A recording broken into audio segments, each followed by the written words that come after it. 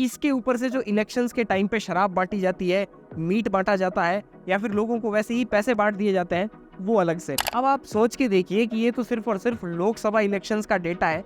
India में ऐसी 28 states और है।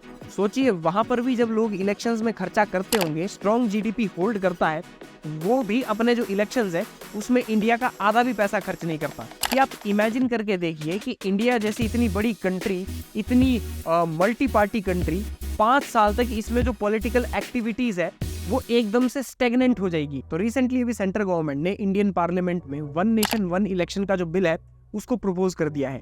कहने का मतलब ये है कि अब जो इस देश में इलेक्शंस होंगे, वो चाहे लोकसभा के इलेक्शंस हो चाहे विधानसभा के इलेक्शंस हो, वो साइमल्टेनियसली यानी कि एक साथ ही कंडक्ट करवाए जाएंगे।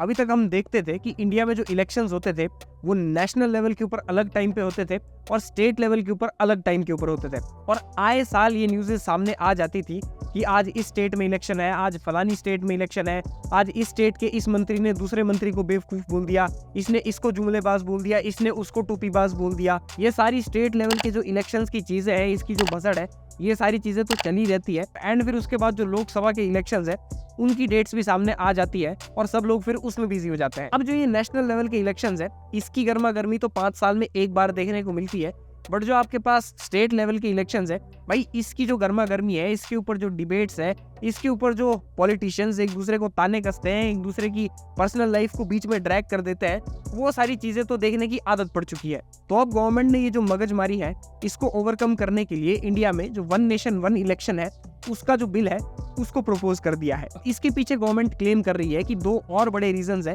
जिसकी वजह से जो ये वन नेशन वन इलेक्शंस है इसका लागू होना इंडिया में बहुत ज्यादा इंपॉर्टेंट है। First one is the expenses during the election. अब जो इंडिया का इलेक्शन है ये कोई छोटा मोटा इलेक्शन नहीं है। जिस तरह से इंडिया में शादियां सबसे ज्यादा महंगी होती है, उसी तरह से जो इंडिया कंट्री है उसमें इलेक्शंस भी सबसे ज्यादा महंगे होते हैं। 2024 का जो लोकसभा इलेक्शंस कंडक्ट करवाया गया, उस इलेक्शन में कुछ न्यूज आर्टिकल्स ने ये क्लेम किया है कि इंडिया की जो गवर्नमेंट है उसने 1,35,000 करोड़ रुपया खर्च किया है इंडिया में जो इलेक्शंस है उसको कंडक्ट करवाने के लिए। अभी ये तो वो वाले स्टैटिस्टिक्स है जो कुछ न्यूज एजेंसीज ने क्लेम किए हैं। इसके ऊपर से जो इलेक्शंस के टाइम पे शराब बांटी जाती है, मीट बांटा जाता है या फिर लोगों को वैसे ही पैसे बांट दिए जाते हैं, वो अलग से। अमेरिका जैसा देश जो इंडिया के मुकाबले काफी ज्यादा स्ट्रॉन्ग इकोनॉमी और काफी ज्यादा स्ट्रॉन्ग जीडीपी होल्ड करता है, वो भी अपने जो इलेक्शंस है उसमें इंडिया का आधा भी पैसा खर्च नहीं करता। अब आप सोच के देखिए कि ये तो सिर्फ और सिर्फ लोकसभा इलेक्शंस का डेटा है। इंडिया में ऐसी 28 स्टेट्स और है।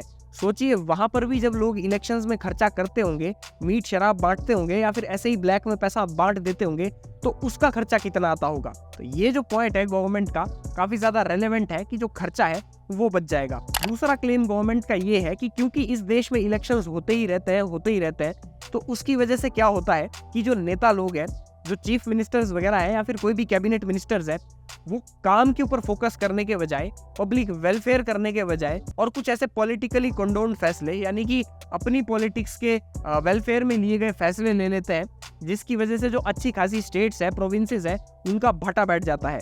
क्यों सुकू साहब?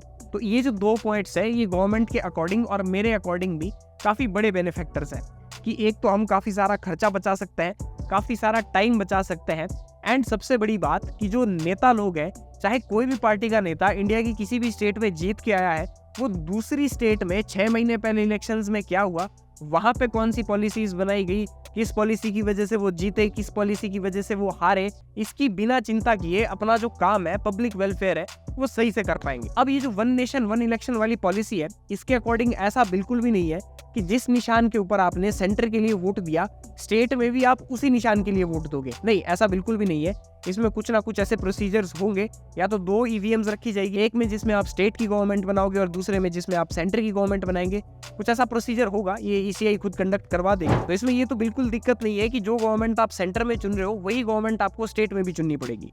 बट इसमें दिक्कत ये है कि आप इमेजिन करके देखिए कि इंडिया जैसी इतनी बड़ी कंट्री, इतनी मल्टी पार्टी कंट्री, 5 साल तक इसमें जो पॉलिटिकल एक्टिविटीज है वो एकदम से स्टेगनेंट हो जाएगी। इस स्टेगनेशन के चलते क्या होगा कि सपोज दैट सेंट्रल गवर्नमेंट कोई ऐसा फैसला ले लेती है जो कि लोगों को बिल्कुल भी पसंद नहीं आया, तो अब लोग प्रोटेस्ट कर सकते हैं, या फिर न्यूज चैनल जो है, मीडिया वाले हैं, या फिर जो न्यूज चैनल है, ये मीडिया हाउसेज है, उसके थ्रू लोग जो है अपना जो गुस्सा है उसको जाहिर कर सकते हैं।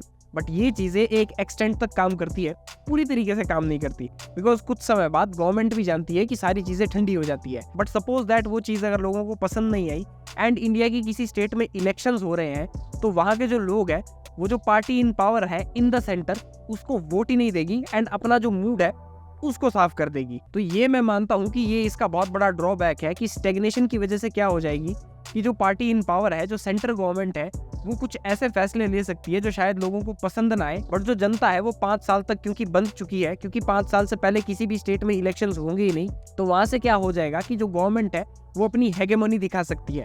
बट मैं नहीं मानता कि ये प्रॉब्लम उतनी ज्यादा बड़ी है, बिकॉज इंडिया की जनता बहुत ज्यादा स्मार्ट है।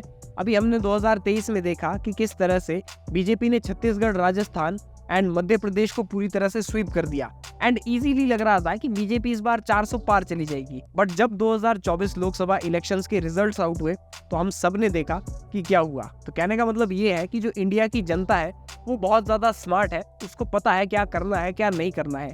एंड अगर कल को जो वन नेशन वन इलेक्शन वाली ये पॉलिसी है ये लागू हो भी जाती है और गवर्नमेंट सपोज दैट ऐसा काम कर भी देती है जो इसे नहीं करना चाहिए था, तो 5 साल तक शायद जनता उसको भी याद रखे एंड दोनों जो स्टेट है और जो सेंटर है, उधर से वो जो पार्टी है जिसकी सेंटर में गवर्नमेंट थी, जिसने कोई ऐसा अनप्लीजिंग काम कर दिया, उसका सेंटर से भी सुपड़ा साफ कर देगी एंड स्टेट से भी सुपड़ा साफ कर देगी।